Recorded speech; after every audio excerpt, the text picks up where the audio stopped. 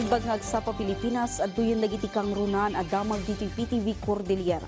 Nakaagaw iti matang dagiti motorista ti sinkhole iti Cannon Road, Baguio City. Sigun kadagiti residente posible a small scale mining ti rason iti kaadda ti abot iti may sa alinya ti kalsada. Anya nga ti agpayso. Ada kinalap ni Jezreel Kate Lapizar a detalye.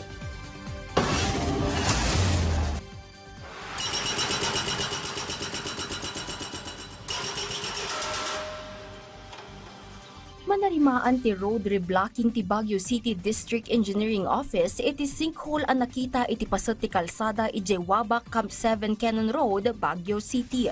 Sigun kadagiti residente iti lugar, nabayagan ang naobserbaran dati renggat iti pasat ti kalsada. Maurornong pa iti danom iti lugar no napigsa ti bayakabak ti tudo. Ad-adda alimawak na addaan iti abot iti nasao pasat ti kalsada, kalpasan adimalan ti maysa atrak. Paispartuan da ito'y amin, nga amo nga awan pilandok na gayam. So nga naabutan. Kinunaniman ng Yuri adwa atawanan nga agnanaed iti lugar, imunan anabuttawan ti sabali apasat ti kalsada idinapan atawan. Nagko-collect yung tubig dyan. Pag umulan, ganun po yung situation dyan. Atapan dagiti residente ang nadanon dagiti small-scale miners ti lugar ang mga apekto kadagiti balay ken kalsada nga asidag ditoy.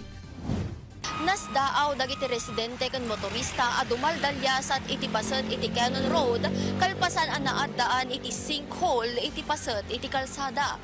Manarimaan metten ti panagtrabaho ti kamang ti DPWH Baguio tapno matagpalan tinasao nga abot. Mapalpalagipan met dagiti motorista nga agan-annad iti panagdalyasat iti nasao a kalsada.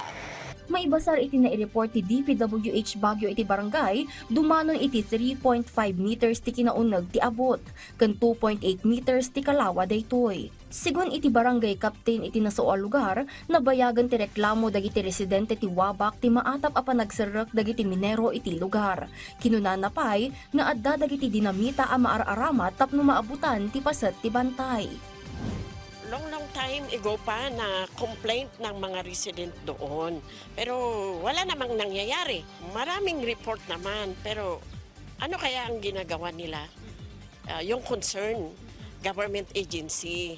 Daw-dawatan na asirrekan dagiti masaknan nga ahensya dagiti usok. Tapno maamuan ti kinalawa dagitoy ken tapno masolusyonan dagiti paggad iti aglawlaw sakbay pay a mapasamak. Jezreel Kate Lapizar para iti Pambansang TV, iti Baro, Pilipinas.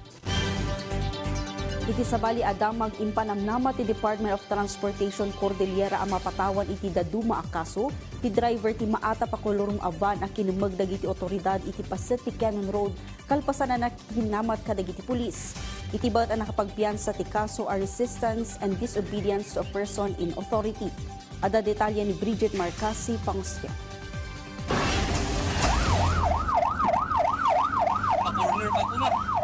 Makita iti daytoy a video ti panagkinamat dagiti kamang ti Land Transportation Office ken ti may sa avan kabayatan a paturong da iti pababa a paset ti Cannon Road. Ngam idina corner ti driver ti van. License ko po kasi sir, nandun pa po sa Para ka sa taas, kung nakiusap ka sana doon, okay na yun. Pasensya na po talaga kayo sir. Diniritso mo pa eh. Nakatakot na po talaga ako sir. Tapos tingnan mo yung ginawa mo, lahat ng pataas, sinalubong License mo. ko po kasi sir. Kaya nga, pwede ka makipag-usap. Ilan yung sakay mo, may bata pa. Opo, pasensya na po talaga kayo sir. Nupay nakabil ita ti driver iti kaso a panaglabsing iti Article Revised Penal Code wenno ti resistance and disobedience to a person in authority. Ipaspasigurado ti LTO a mapatawan daytoy iti kadagsenan a kaso manipod iti opisina da. Sigun kini Regional Director Retired General Glenn Dumlao, may kadwa daytoy a kaso ti driver iti Colorum kalpasan a natiliw iti 2024 ijay aritawa. Malaksid iti dayta naduktalan pay nga adaan daytoy iti kaso nga obstruction of traffic ijay Manila. Anti-distracted driver ken violation iti dress code kalpasan a nagmaneho iti motorsiklo nga awanan iti helmet. Tas recidive palagi na lang nakuan talaga nga daytoy dagi dapat nga driver nga maikat. So we penalize him with the maximum nga mabaling nga itig ni with the guidance of ASEC la kanila lahat. Revocation ng perpetual revocation ng license na yung mga kalisensya yan. And then pati yung sasakyan. Ipapakon namin yung restore niya para wala na. Insalaysay na anang rugi ti panagkinamat dagiti kameng ti LTO iti driver, kalpasan na naireklamo ang makisinsinungpat iti pada na a van driver gapo iti panangagaw na iti linya. Ngam iti panagresponde dagiti enforcers. Dito'y mata na ti maray ti driver pababa, agingga iti Lions Head ti Cannon Road.